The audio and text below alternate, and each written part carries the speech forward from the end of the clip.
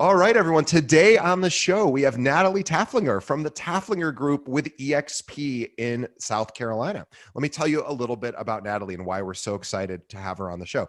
Natalie is from Florence or lives currently in Florence, South Carolina. She was a 2000 graduate of Bowling Green State University with a degree in psychology. I myself was a Miami University graduate with also a degree in psychology, so not too far away from where you went to school. But upon graduation, Natalie spent 13 years in human resources with Owens Corning and Honda of America. After a 2-year sabbatical, Natalie obtained a real estate license in 2015. I want to make sure you heard me there. She obtained her real estate license in 2015. Since then, she has become a multi-million-dollar producer, nearly doubling her volume every single year. In 2020, Natalie was inducted into the RE/MAX Hall of Fame and also achieved the highest gross volume of 31 million and the highest number of transactions. Get this, 126 sales transactions or closed transactions in the history of the local MLS. So she did the highest number of transactions in the history of her local MLS, and that was her 5th year in the business. Natalie is married to her husband, Chris, and is a mother of 2. They always say, if you want to get something done, give it to a busy mother. In her spare time, Natalie enjoys giving back to her local community through charity, spending time outdoors, and relaxing at the lake. I want everyone to go visit Natalie's website, which is Natalie Taflinger Homes, Natalie Taflinger Homes, which is plural.com. Natalie, welcome to the show. Thank you. Happy to be here. So it was funny when we first were talking, or before we started recording, I said, so on Natalie's website, it says, PD, P-E-E-D-E. And I'm sort of ignorant to South Carolina's geography. And even though I've spent many years there, as I was telling you, my parents had a place in North Myrtle Beach, and she's only about an hour from there. Yeah. So tell us a little bit about how because you're not from there originally, how did you end up in that part of South Carolina? So my husband and I, we moved here 7 years ago. And when we moved here, it was a little intimidating. I literally knew no one, not one person. We were moving from Ohio to South Carolina with Honda, not for me, for my husband. He worked at Honda as well at the time. The only one person I knew when we moved here was my realtor. And she's become the dearest friend to me since then. But that's how we moved here. When we moved here, I decided to take a 2-year sabbatical from human resources, spent some time with the kids. It was a wonderful 2 years, but I am just a worker at heart. I love work. That's where I get my satisfaction from. So after 2 years, I had a decision to make, and I was ready to go back to work. It's incredible too, because your community is not a massive population sized community for buyers and sellers. You were telling me it's under like 130,000 people in your most immediate area, correct? Mm-hmm. That's correct. Yes. So we have about 140,000 people in the surrounding area. And when I first went into real estate, as I mentioned, I had only lived here for 2 years. So I went into real estate completely unaware of what it was included and involved in real estate. In fact, I made the decision to become a realtor based solely off of my realtor. Her name is Kathy Westerbeck, and made the decision to become a realtor. And at that time, I thought, okay, I'm going to start with an agency. I'll be working with some other realtors, and they will give me buyers and sellers, and they will give me the leads, and that's how I'll build my business. Sure, I'll just get handed leads, and that's right. I mean, literally, y'all. That is how ignorant I was to this game. I had no idea sales were involved. I'm not a salesperson. I had no idea sales were involved. Yeah, you're a human resources person. Yeah. So my first week in the office, when I'm meeting everybody, I'm like, okay, so when's it start? Like, when do I get my first client? And they're like, yeah, no, it doesn't really work that way. Yeah, they're like, well, make a list of everybody you know. And then you go, well, I've only lived here 2 years. The list can't possibly be that long. So how do you get started?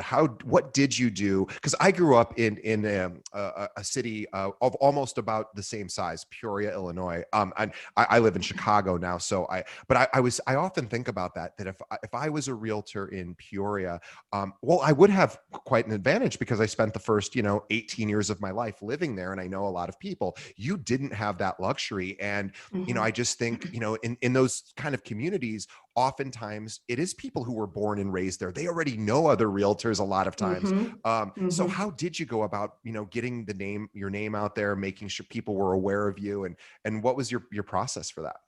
So I just started talking to the people I knew and Yeah. explaining to them, I was going into real estate. Luckily, I had a business background, so I feel like that helped. But it started in my neighborhood where I lived. So I just started with where I lived and tried to grow my business from that. And we happen to live in a wonderful neighborhood. I have sold umpteen number of houses in that neighborhood now. But my very first listing was from a workout instructor that I went to the gym with. And so I was friends with her. She needed to sell her home. And so she hired me to sell her home, which is a redemption story. And we can get back to that because I didn't sell it. I didn't sell it at first. I ultimately sold it, but it was some time later. So I just started in my neighborhood. I remember a friend of mine from the neighborhood calling me, and she said, Natalie, we've sold all of our homes for sale by owner, but Yeah. she does taxes. She's an accountant. She's like, I want you to come over to our house and talk my husband into letting you list our home because I'm too busy to deal with it. And Right. I remember being in my kitchen and thinking to myself, I've got to nail this. This is critical because I need to build my name in this neighborhood. And went over there, spoke with the husband, spoke with the wife, got home that night. She texted me. She said, girl, you nailed it. You've got the listing. So Oh, I got the listing. It was a beautiful, wonderful home. Sold it in like 2 days. And at the time, that wasn't wow. normal. I know that's normal now. Sold it very quickly, and it just spread like wildfire from there. Wow. Well, I want to just go back to that story for a moment, because not only is it incredible that you had the opportunity to win over this neighbor who is going to sell their home by for sale by owner, but those are typically the hardest listings to get, because these are people that have actively raised their hand and say, I do not want to work with a realtor, probably mostly because of the fees associated. And Right. if it's like 2.5% of the home and it's a $300,000 home, that's Mm-hmm. $7,500 right there that they would rather save, and have already decided that's the direction they wanted and have already done it in the past. And now Yeah. you have to go in and say, no, you're actually going to pay, more than that, actually, because you're going to pay both sides of the commission probably. And so that is a tough, I really applaud you, because that is an amazing accomplishment, when you're new, to be able to, transform a for sale by owner into a client. Thank you. And I imagine they probably sang your praises, and they said, Oh, okay, well, yeah, go ahead. they've been wonderful. So one of the things that I did to help secure that is when I went in there, as you mentioned, with the for sale by owner, I just did my best to sell my services, and I really played up to the fact that she had given me the insight ahead of time of how busy their lives were and how they've Right. done it in the past. And so I just played up to the services that I could provide them, to the point because they had three adorable dogs, and I said, I'll take care of your dogs when I have showings. I'm right around the corner. I'm going to come get your dogs. I'll take them out for showings. Yeah. I'll take care of everything. So I really just promoted that it would be seamless for them, take the work out of it. And it turned out well. They ended up being a client of mine to purchase something. And then they have continued to refer me on to other people as well. That's amazing. That's an incredible story. And it is very, again, just how difficult that is to convert people who really weren't looking to work with a realtor, and you being able to say, here's why it's actually worth it to Mm-hmm. utilize me. And all sorts of studies have shown that, when people sell their home by themselves, they overvalue it. It takes longer to sell. I've even done that myself with a condo I owned, even though I knew better. I priced it higher than I should have, because that's just human, Mm-hmm. nature. And as soon as I dropped it down to what it should have been, then it sold. But it is challenging sometimes to work with people who are kind of headed that way. And you were able to overcome that. So you had Mm-hmm. this great first experience, of course, with that, and then And then how did you grow? And I know you've like doubled your business every year. And I guess maybe not the hardest thing to do in your first couple of years if you started out Mhm. slower, but you are now, last year you ended up with 126 sales. That's a closing every like 3 days. How were you able to do that? And is it just you, or do you now have more people that are with you on your team, or are you doing it all Mhm. yourself? Well, when I first went into real estate, my expectation, as I mentioned, was very low. I thought, okay, I'm going to get into this just to be a part-time agent, which a lot of people do. Sure. And my husband and the people who knew me at the time said, Natalie, you don't know how to do anything part-time. So the first year, my thought was, okay, I'll sell 10 houses, maybe 12. If I did one Sure. every month, 12 houses, that'd be awesome. Yeah. I ended up selling 22 houses my first year, Oh my gosh. 30, 33 my second year, 52 my third. It was the 77 my fourth, and then 126 last year. But it just has grown. It's been very, very grassroots. And, my strategy is not overcomplicated. It's been very grassroots. It's just doing a good job for people and the grit and the grind of hard work, and of relying on those people to tell others. So Florence being a small community that it is, and me not knowing a lot of people, majority of my growth is getting the opportunity to help someone, usually someone I know, who then takes their experience and passes it on to somebody else, and me getting another opportunity and another opportunity. So that's been a very, very grassroots growth, if you will. So I have a question, and I'm curious because we always talk about working by referral on the show. Most every top producer we talk to, of course, gets to a level at some point where the majority of their business does come through previous clients that have continued to Mhm. spread the word. Are you specifically asking clients to help spread the word, or is it something that they're just naturally doing it? Because that's always the question is, in sales 101 from 50, 60 years ago, it was like you're supposed to say, hey, give me the names of three people, which I never seemed to make sense to me to want to do that. But Mhm. are you saying, hey, one of the ways you could help me if you ever find anyone that could use my services, or are you just not mentioning that and just letting what you've done for them sort of shine through, or a combination? Well, in the beginning, as I mentioned, not knowing anything about sales and not being a salesperson myself, in the beginning, I just really wouldn't say anything, and just people would continue to Yeah. spread the good word, which I was thankful for. And of course, Yeah. gratitude and showing them my thanks. But as the business has grown, I definitely at this point now talk to people about, would love to, have you do, I don't necessarily ask for referrals, Sure. Of but I course. will, Of I course. will ask them, after a transaction is over, would you write a review for me? And Awesome. because I'm just learning, and again, I'm learning that people really look at those reviews. They Yeah. actually go out, Yeah. read them. I've had several people call me. It's one thing I do. Here's Cuddles. I told you she so was so going for to. all of you listening, Natalie's cat Cuddles just jumped up on her chair, and if you're watching the video, it's quite a beautiful, cute cat. Oh, I warned you ahead of time that my cat would probably be joining us. Um, I so love I've it. I've learned now, when people call me, I do my best to try to ask and understand most of the people I know. But if I don't, ask and understand, where they heard about me, where they learned about me. And I just noticed this trend of people saying, your reviews online, your reviews online. And so I've now put a lot more weight into those reviews. Yeah, we've been doing the same thing here at our company. So at our firm, we have, just to let the audience know, it's really interesting. So we have about 700 agents at our company here. And what's funny is our Google reviews, not even Zillow, just our Google reviews, from clients of hundreds and hundreds of agents we have. And we only had about 50 reviews because we weren't specifically asking for them. What we've Mm-hmm. done now is we've taken an effort to where we send an email to every single client from any of our brokers. Once a transaction closes, we have a cute little Mm-hmm. picture of a cat, actually, that's like a cat that's begging, and it's got its paws up, and it says, would you please Oh. consider writing a review of your agent? And it's just a cute thing, and we just send one email, that's it. And then we and in the last year, we've gone from about 50 reviews to now over 200 on Google, simply by asking. We do it in a funny way.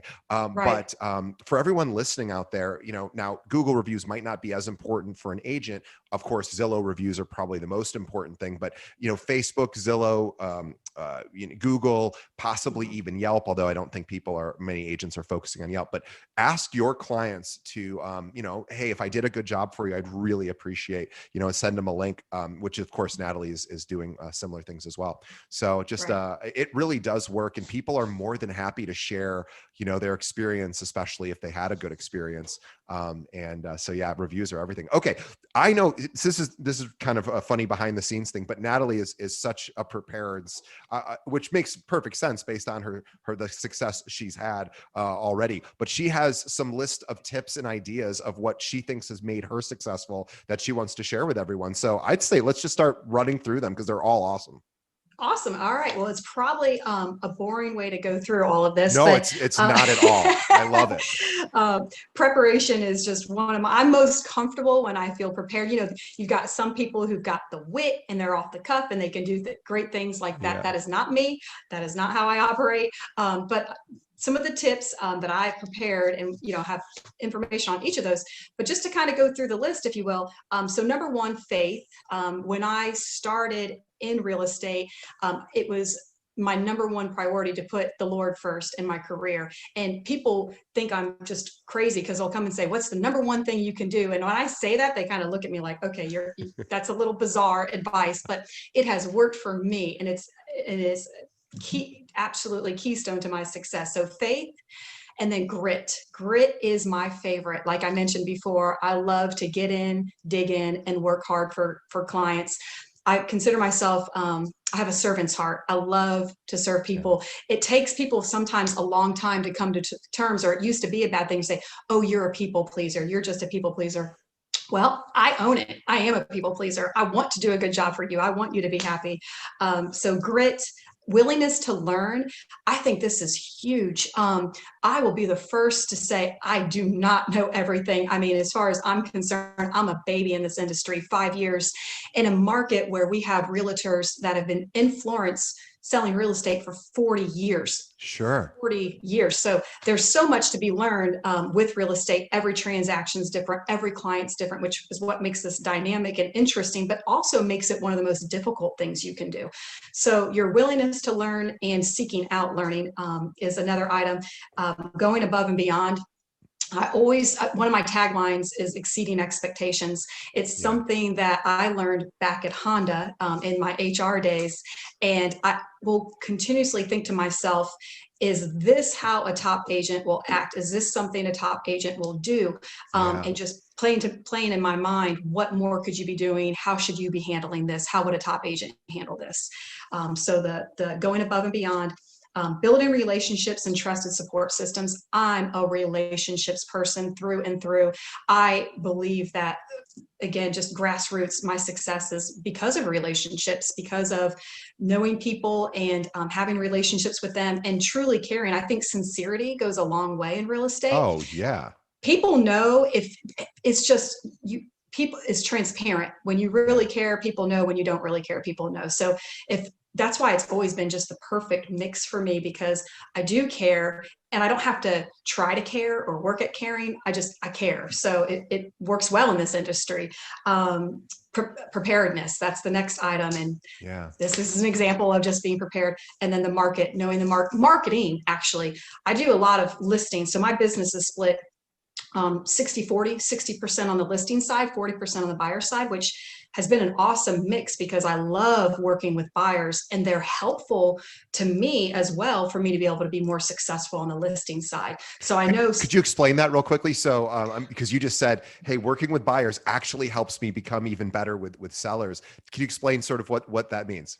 Yeah, absolutely. I mean, I heard when I first went into real estate, people said, be a buyer's agent, learn the industry through a buyer's agency. And I do think that is a good way to start, your career. But for me, I just naturally fell into the listing side and I really loved the listing side, but I wanted to be really good at the listing side. So I always felt like, okay, I need to also be really good on the buyer side and learn from the buyer side. So for example, when I'm going into a listing appointment and they want my advice or feedback on what to do to prepare for the home, I take the information that I Yeah. hear firsthand from my buyers and I can translate that into how we're going to sell your home more successfully. I take my experience with buyers with home inspections and what they want and translate that into the listing. And sometimes we'll do a pre-home inspection before the listing, because I've had buyers who've walked from deals. I've seen buyers just walk from deals. And so if I can identify those items and know about them ahead of time, it's going to help me save a deal down the road.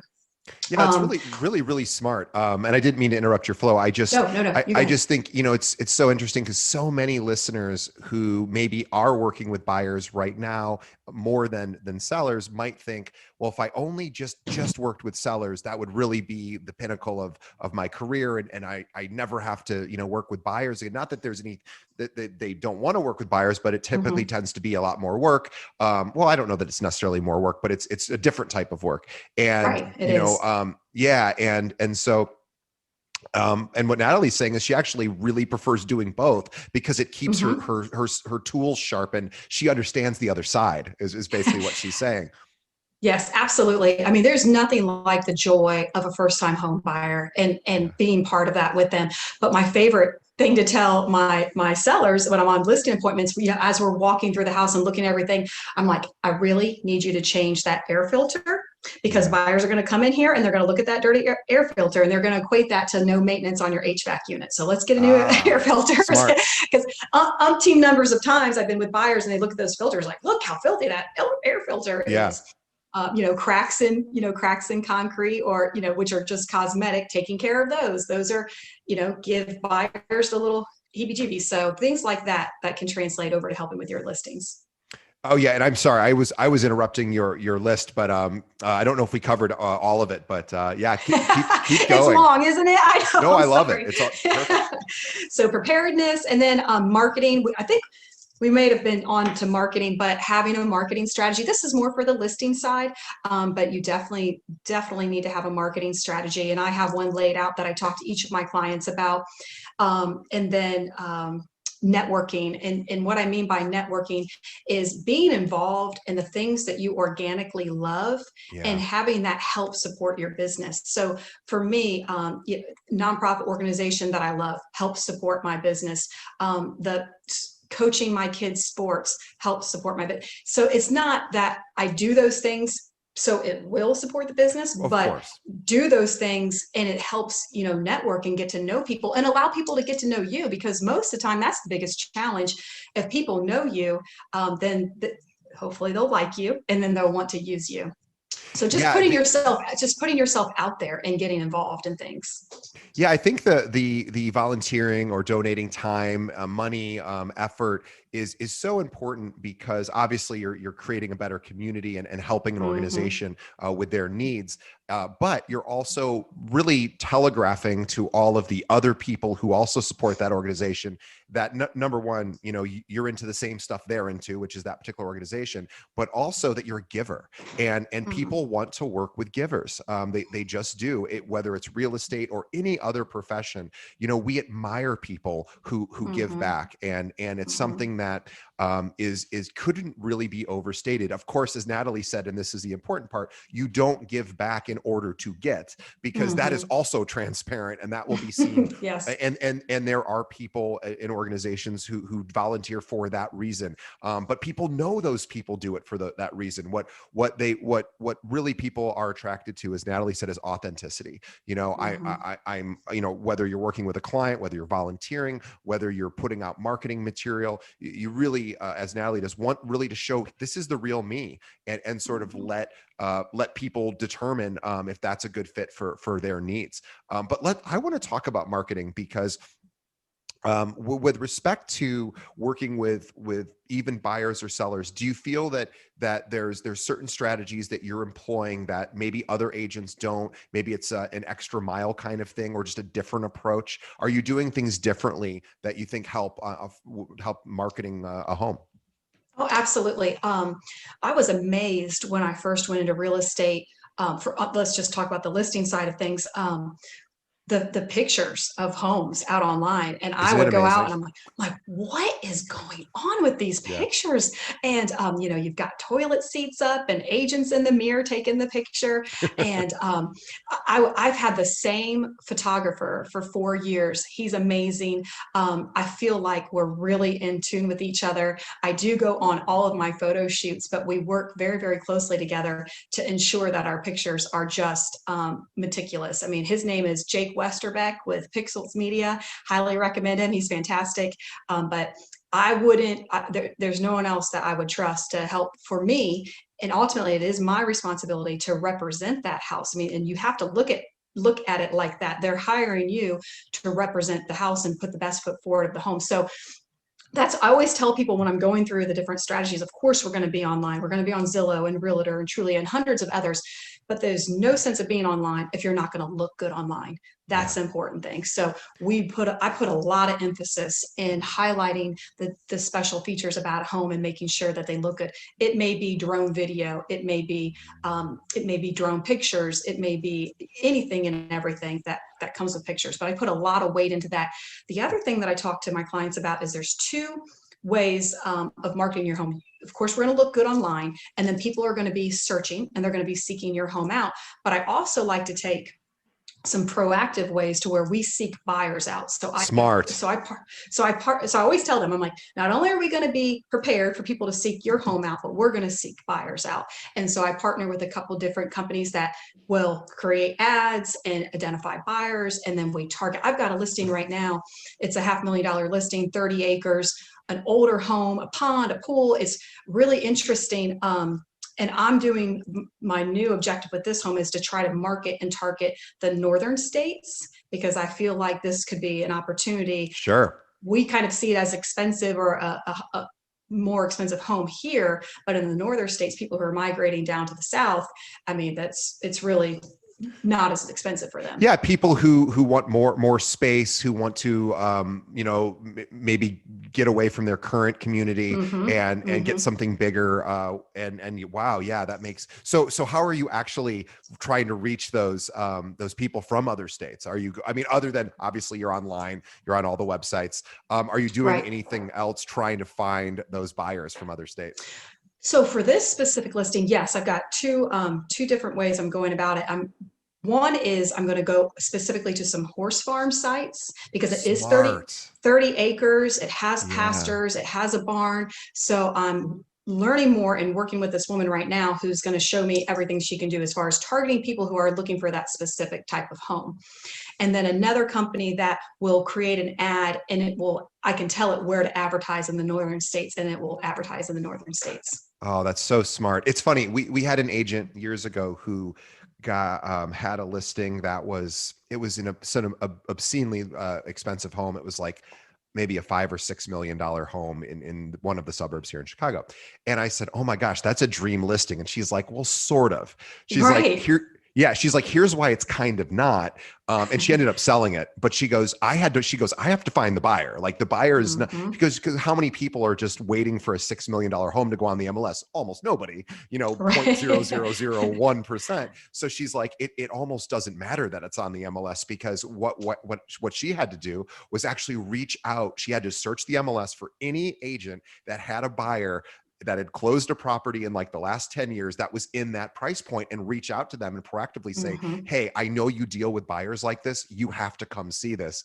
And she said it was the most work she'd ever done. The listing the home, she's like, "That's easy." The hard part in this case. And so you have a very unique property that you're trying to sell. You have to go that extra step, because anybody can dump it up on the MLS but unless there's a lot of people looking for 30-acre, sort of farm land, and that's just probably not a ton of people. So that's such a smart strategy, and probably makes sense. And I know why you've been so successful. Thank you. So how? Well, I do, and I would say my husband and I, we've kind of had this discussion back and forth because there have been a couple probably what you would consider difficult listings come across my path. And I never, ever want to turn down the opportunity to try to sell it. It may be difficult. And a couple of times he's been like, are you sure you want to take that on? Absolutely. I would rather the Yeah. opportunity than not have the opportunity. So it's a mindset, it's a perspective. I had to sell, I was given the opportunity to sell a home that was a more challenging home to sell of one of my dear, dear friends. And my husband said, I think we should not do this. I think you should just Right. pass. There's Like too it much. might What hurt if the it, friendship yeah, or yeah. what if it goes wrong? I looked at him, I said, you are looking at this all wrong. I said, I'm going to sell it. And when I do, it's going to build something beautiful between us. And it has. They have continued to refer me. They're probably at least 3 referrals a year for me, Wow. all based on that first house that I sold for them. So I have to ask, because you are a mother, you sold 126 homes last year. How are you? What does your work life balance? What tips do you have for agents who maybe they aren't even as busy as you, our listeners? Some of them Mhm. are, some of them aren't. But how do you do it all? Right, moms, they always call like working moms are superheroes. But how are you actually balancing this? Because you are a busy person. I'll tell you, I grind during the day as much as I can while they're at school. And I do take appointments in the evenings and at the convenience of my clients. But all of the things that I need to be getting done that don't involve appointments and clients, I'm very, very focused. I mean, I feel like I have the ability to focus and when I need to get things done, get it done because I know I have this limited time. So that's probably one thing, just a matter of being able to focus. And I have built, it has been me. Oh gosh, don't let me forget to say this. So I have an amazing administrative assistant. So the little Taflinger team started off with just myself at the beginning. And then I got to about 50 transactions and I'm like, oh my gosh, I can't, like, it's not Yeah. physically possible. I cannot do this. And so I fell into this wonderful relationship with transaction coordinator, administrative assistant, whatever you want to call her, Christy. Yeah. She was here in Florence. She was actually a past client and she was a past realtor, past client, and we Oh fell wow. into this. So I needed her. I still need her. Well, about 6 months into her starting with me being my assistant, her husband got transferred to Jacksonville, Florida. Oh wow. She didn't want to stop working for me. I didn't want her to stop working for me because she was amazing. And we have been doing remote Sure. work together for over 4 years. So it's been just phenomenal having her. So that's key. I tell everyone, when you get to a certain level, know your limits, know what you can do and not do. Don't overcommit and underdeliver because your clients will know. So there's a time when with that growth that you just know it's time to expand. And so that's been helpful in work-life balance as well, just knowing when to expand. And then after Christy, just recently, now this is all just late 2020, early 2021, is kind of the new growth of the Taflinger team because I want to continue to help more people. So my sister, who actually lived in Memphis, Tennessee, moved to Florence, South Carolina, got Wow. her realtor license, and now so she's a buyer's agent. Now she's working specifically with buyers, and so I'm helping her. She's a natural. She's phenomenal at it already. So I have my sister as a buyer's agent. My husband, who has his master's degree as well, just recently resigned from his 15 years in corporate America to become my operations manager. So I now, love it. and he got his realtor license. So he's a Nice. realtor and operations manager. And then most recently, I had another agent come on. She's going to be a buyer and listing agent. She's a newer agent, about a year. And so I'm mentoring her and she's on the Taflinger team as well. So I feel like what Amazing. started as just little old Natalie is definitely grown into a little bit more. Well, I'd love to hear a little bit of the highlights. You've just given some highlights, but I know that there's probably a few others you'd like to mention. But yeah, that's an incredible growth and makes perfect sense. I guess you build a team when it's necessary, and you just build person by person. That's So right. yeah. Absolutely. A couple highlights. So one highlight is just the honor of serving multiple members of the same family. So I started with a mom and dad, and I helped them sell a house, and everything went wonderful. And then their son got to the age where he needed a home, he and his wife, and they referred me to him. So I helped the son and the daughter. And then their daughter moved from Charleston to Florence, and they needed a home. So I've had the opportunity. I mean, it just blows my mind of what an honor that is to be able to help continue to help the same family through everyone that's in their family. Yeah, that's incredible. That is. Now, my favorite story is, I think it was probably my first or second year, and there's an agent in Florence. She's phenomenal. We all look up to her. She's been doing it for 40 years. I call her the queen. And one time I had a friend and I thought I was going to get this listing. It's in a great neighborhood. And I saw him at the pool and he said, no, we're going to use this other realtor. Sure. And he said, but the house sold like that. And it was her buyer. And what he described to me, my husband and I coined the term a quafecta because she had three transactions out of the one, three sales out of the one given situation. Wow. And so the first time I had my first, was it? No, trifecta. It was a trifecta. She had the trifecta. So the first time I had my trifecta, I was like, oh, this is so cool. I just achieved something that one of my idols in real estate had achieved, and it was a milestone. And then it was just this past year, we had to coin a new term, the quafecta, because I had two listings, and I was dual agent on both of those listings, and they were all interrelated. So my seller of listing number one purchased my listing number two, and then my buyer bought the listing number one's house. So there were 4 different transactions, all within the dual agency.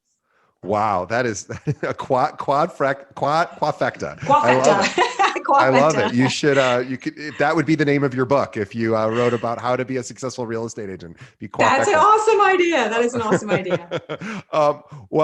Natalie, thank you so much. What I want to do too is also mention that anyone in the Florence area, Natalie, can you talk about the areas that you do service in case there's any buyers, sellers, renters, investors that want to work with the Taflinger team? What areas do you service? Sure. So the Florence area, we have a surrounding area, Darlington, Hartsville, Conway, the beach. There's several different areas right within this surrounding area that I service, but those are the main areas: Florence, Darlington, Hartsville, Conway, and then any other small kind of surrounding area as well. I have been to Conway, and I picked up Thanksgiving dinner once when we were eating in Myrtle Beach. We drove, because that's about an hour. Is Conway about an hour from Myrtle Beach, or so 45 minutes maybe? Yep, about 45 minutes. Mm-hmm. Yes. So I had to drive all the way over there to pick up catering, then bringing it back. So I've been to Conway, but that our audience doesn't care about me visiting Conway. But if anyone does live in the Florence or surrounding area and you are looking to work with one of the very top realtors in that area, in fact, she just broke the record for the number of transactions in a given year in the entire local association history, reach out to Natalie and the Taflinger team. Everyone can visit her directly at her website, which is, bear with me one second, I'm so sorry. It is NatalieTaflingerHomes.com. Again, Natalie Taflinger, that's Taflinger, and homes is plural, NatalieTaflingerHomes.com. And is there any way people can reach out to you via email? Oh, absolutely. It's very simple. Natalie at NatalieTaflingerHomes.com. So I kept it simple in there. Natalie at NatalieTaflingerHomes.com. Perfect. Well, Natalie, thank you so much for being on the show. Congratulations on your incredible success. 5 years, 126 transactions in just the last year alone, during a pandemic. On top of that, is beyond incredible. And we're going to continue to watch your success, and we'll probably have you back on the show in a few years, and you'll say, oh, remember when I was only doing 126 homes a year? Now I'm double that, because you've doubled it every year. So now, no, but anyway, we're so proud of what you've accomplished, and we're so excited to share it with our audience. For everyone that's listening and or watching, please support our show. The easiest way you can do that is think about one other agent, either in your office or just in the realtor community that you know that could benefit from hearing from somebody like Natalie, and send them a link to this episode. You can find us right on our website, which is keepingitrealpod.com, or have them pull up a podcast app and search for Keeping It Real. Should pop right up. And then also, please follow us on Facebook. You can find us at facebook.com/Keeping It Real Pod. We post all of our episodes there, of course, along with we find an article every day written specifically to help agents grow their business, and we post that there. And when we're doing these episodes, we actually do them live on Facebook. So again, facebook.com/keeping it real pod. Natalie, thank you so much. And we will Thank you. see everyone on the next time. Wonderful. Thank you. Thank you. Okay. Bye-bye.